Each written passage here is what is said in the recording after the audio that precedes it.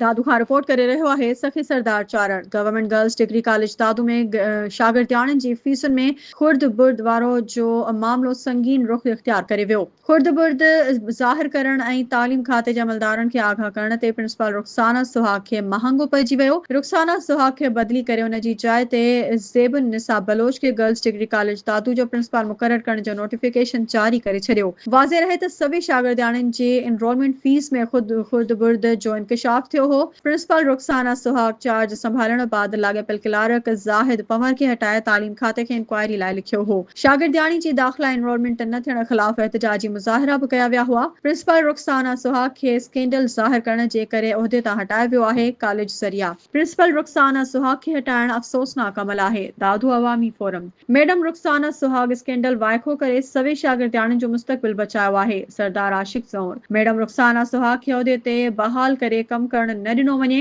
Chairman Sardar Ashiq Zaun. Government girls degree college Dadu शागिर्दियाणियुनि फीसुनि में खुर्द बुर्द में मुलविस प्रिंसिपल रुखसाना सुहाग ऐं क्लार्क ज़ाहिद पंवर वारे अहिड़े मामले जी दादू जे सियासी समाजी शहरी हलकनि सख़्त मुज़म्मत करे छॾी। फौरी ज़िले बदर कया वञनि। यादि रहे त 3 महीना गुज़री वञण बावजूद अञा ताईं शागिर्दियाणियुनि जो मसइलो हल न थी सघियो आहे।